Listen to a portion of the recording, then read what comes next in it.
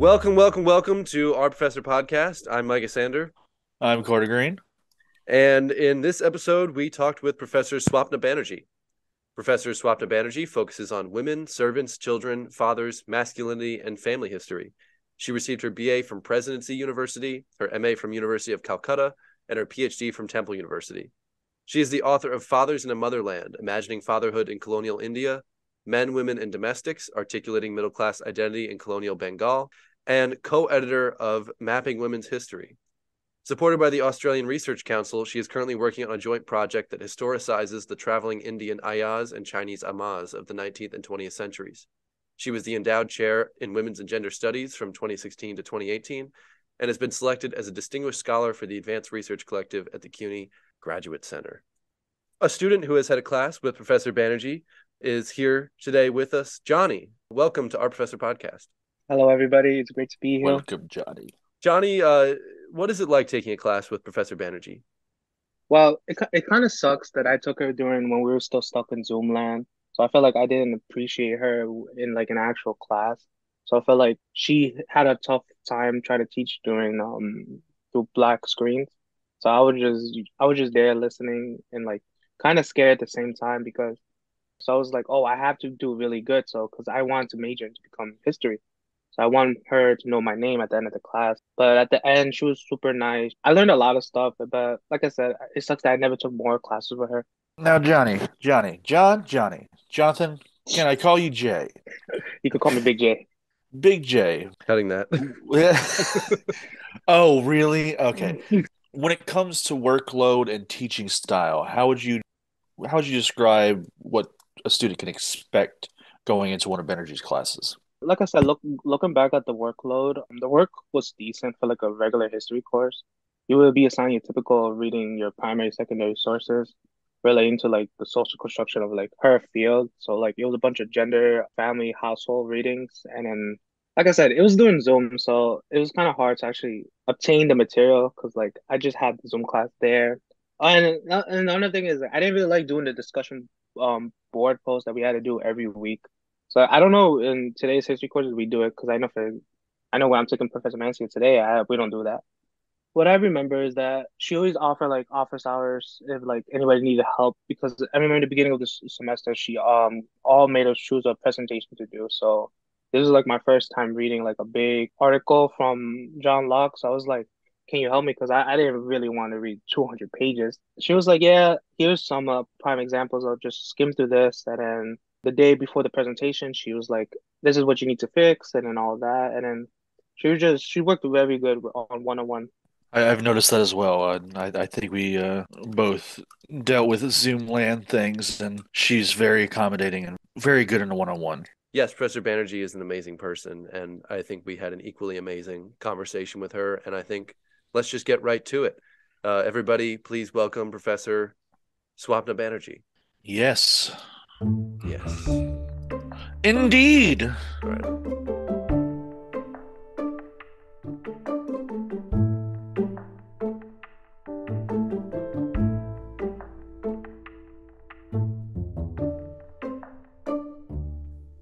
Let's dive right into it with our first question. Professor Banerjee, why did you choose the area of study you did? Did it change or evolve over time? And was there anyone particularly important, a professor or mentor, at any stage of your education? Of course, of course.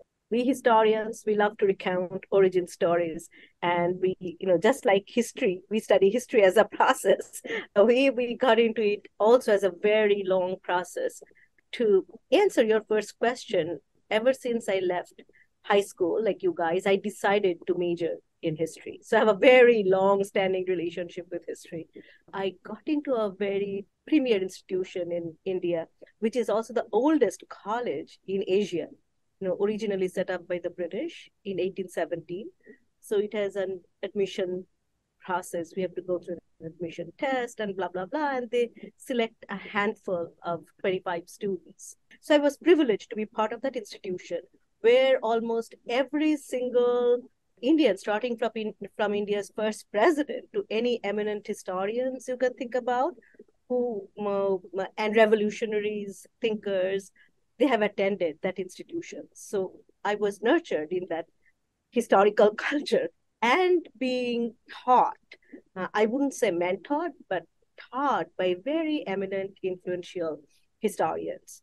So that's how I got introduced to European history. So, for example, so that I still, talk about in my class. For French Revolution, we started reading Georges Roudet, Lefebvre, really path-breaking thinkers in terms of rethinking the French Revolution. So I was not just studying Indian history, but the discipline of history is very highly evolved in Indian academia.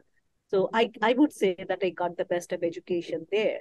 And of course, at that point, there was no question of specialization. Like you guys, if I ask you what you are going to specialize in, well, students here, you are really smart, and we encourage you to think in certain specific ways. In the culture I was coming from in India, wasn't like that. So, for example, I have not studied, or people in our generation did not study anything on women's history or gender history. So I had a very strong passion for it, although not having read. So that was one primary reason when I applied for abroad for the United States. I decided I knew I wanted to pursue women's history / gender history. There was a void in the teaching curriculum, but it was also, I'm talking about early 80s when I attended college. And that was a time when women's history as a field was emerging both here in the West, in the US academia, and also in India, because India has a very strong parallel history of history writing in particular. And that was when it was being practiced, I would say, but not still included in the curricula, because again, 1983, 84, 85, those were my formative years in college as an undergrad. And that was also the time period of a groundswell in the writing of history, when the Subaltern Studies Collective, which really, shook the world of history writing, it was also emerging in the place where I was. So I heard, we grew up hearing a lot of these seminal thinkers, including, so in terms of, Marxist history writing, the genre of Marxist history writing is very strong. So in my very what we call freshman year here, Christopher Hill visited one of the major research institutes, and we all went there without even knowing and understanding. Or, some of the formative writings or lectures were being delivered by subaltern studies members, most importantly by Ranujit Guha, who founded that school of historiography. And we attended because of the institution, I went to, not every student, undergrad would go, but a handful of us would go and listen to them without even making any sense of them. But women's history was not included in the curriculum. Neither was subaltern history at that time, which was just being written. So all those intellectual stimulus kind of fed us, I'm saying in a collectively, because our generation who emerged out of that kind of culture. You've spoken about your education in India a bit already, but what's the same and what's different between the Indian and US education systems? Like, what was it like transitioning from Indian academia to US academia? Was there a big transition? It was a huge transition. And I am all for US academia, honestly, believe me or not, because US academia really trains us, how to think historically.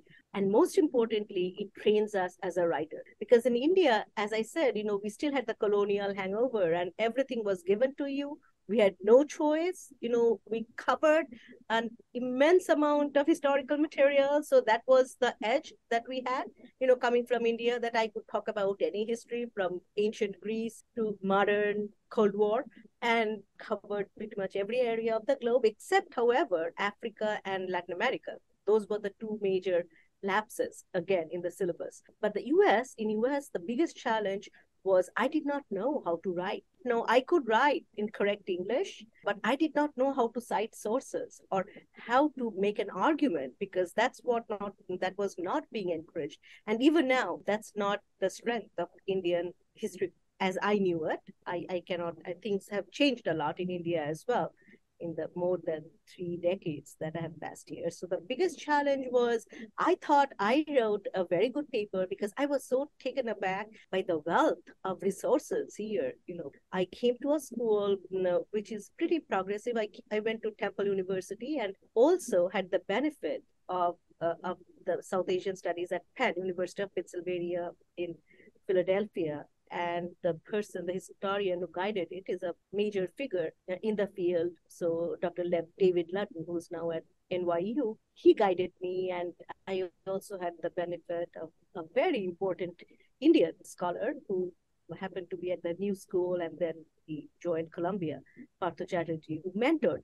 But my own mentor at Temple University, Peter Grant, he is an Egypt specialist, and he's a diehard political economist. He's the one who connected me to these other luminaries in the field. I saw how selfless professor could be. And then he also, and I still remember him, and I do the same thing with my students at Brooklyn College. And that's, again, one of the things I practice in both my teaching and writing these days, is to become as broad and comparative as possible. Comparative history, thinking more in terms of global hegemonies or different kinds of theoretical framework that we might deploy, becomes very, very important. And I also, for the first time, got trained in women's history. And, they taught me, these professors, basically, when they critiqued my paper, I learned how to write. And I think, that's a challenge. That was a real challenge of not knowing how to raise your voice, how to kind of, make an argument, how to use primary sources. So those were all very, very powerful and useful learning experience. One of the books I'd like to talk a little bit about is your book, Fathers in a Motherland, where you take a deep dive into familial structures in India. You state the book is, quote, set primarily in colonial Bengal, with the British capital in the city Calcutta, now Kolkata, until 1911. The work focuses predominantly on Hindu and Reformed Hindu communities, the Brahmos, the latter professing monotheism and opposing idolatry, who were in the forefront of progressive social reform concerning women, children, and family in the 19th and 20th century India. Specifically, what I'd like to ask is, how do familial roles, which for the most part should seem stable, really change throughout Indian history? And especially, what impact does Western influence have on those familial structures? Excellent question.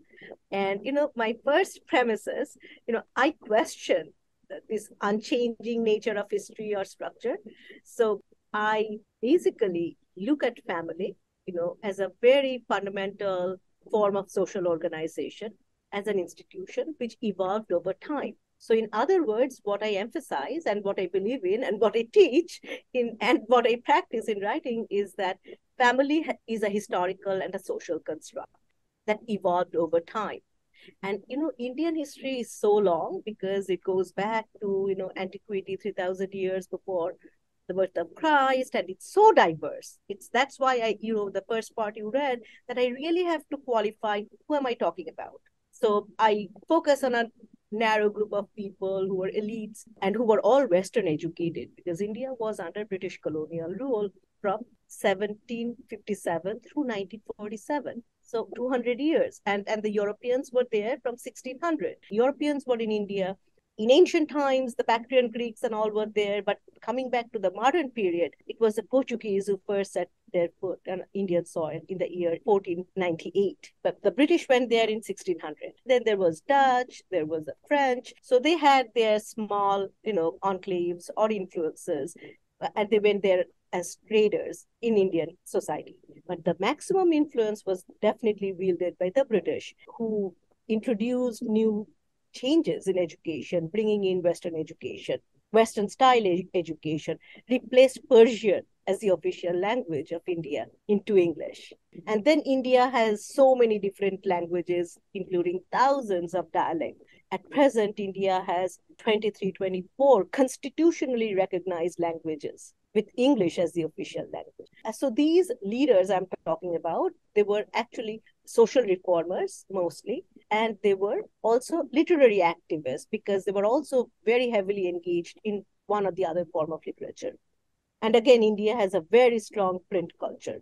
But these leaders were influenced by Western ideas of modernity and progress, of the civil society. You can imagine they were influenced by the Enlightenment European thinkers like Locke and Rousseau and others, and of course Hegel and Marx later. So their influences, you could trace them, and what happened is these Indian men, and the men that I'm focusing on from Bengal, because Bengal harbored the British imperial capital in the city of Calcutta. That's why, I was able to go to these oldest institutions, which is still very thriving university there. So these men, they were trained in these schools and institutions, but they were also, particularly the Hindu community, were subjects of severe criticism by the British as being barbaric, as being effeminate, as being sexual predators, as weak. So that the common saying was manly Englishmen versus the effeminate Bengalis. And so there were three influences going on. There was the influence of the Christian missionaries. There was this influence of these utilitarian theorists, okay, like, Jeremy Bentham and John Stuart Mill and James Mill and others. And there was also this culture of free trade or laissez-faire, underwriting all this enterprise. And then there was this theory, this background theory of social Darwinism at work, which kind of wanted to uplift Indian society because it was held as being primitive and barbaric for a variety of reasons. So these men, they internalized those criticisms. Okay, the men I'm talking about, they internalized these criticisms. And I am arguing, while they internalized these criticisms, they were also helping. They were also the bureaucrats who filled all the lower rungs of British administration. So they were also working hand in glove and against them as native leaders, okay, as clerks. So it's a complicated argument. So what happened is, while they were helping the British in running their day-to-day administration, but they were also using their vernacular language and pedagogy as a tool of controlling their own children and domain. They had kind of redefined these modern men, these men who are wedded to modernity. They became the visionaries of the role of the new woman, a new family, a new child, which borrowed principles from the West, but also drawn selectively from their Indian past. So it's a selective borrowing both from Indian past and from the Western influences. In the school curriculum, it was the British curriculum that was being taught. But they developed an alternate curriculum where they emphasized filial piety, that you respect your parents, that you obey your parents, that you worship your motherland. At that time, the notion of motherland was not quite there, but it was beginning to form. So that you become free citizen of an independent nation where you hold your heads high and your mind is without fear. In India, you cannot really think of who is a pure Indian. I cannot tell you, honestly, because it's so big. There are 500 years of, Islamic rule, which you cannot deny. And then followed by another 200, 300 years of European rule. And you go back in history. So there are layers and layers of civilizations and cultural influences. With every Indian word, there are so many Portuguese words in the Indian vocabulary. And people don't even recognize, the best instances of this syncretism is in Indian architecture, which is still there. You see that there is a mixture of, very, very strong Hindu motives with the Islamic ones. That is being de-emphasized in the current right-wing politics now, which is dangerous. Do you have a single approach to teaching every class, or does it vary with each one? What can a student look forward to coming into one of your classes? Thank you. That's another very, very pertinent question. I have one objective for all history classes I teach, or non-history classes I teach. And that objective is how to make students think historically.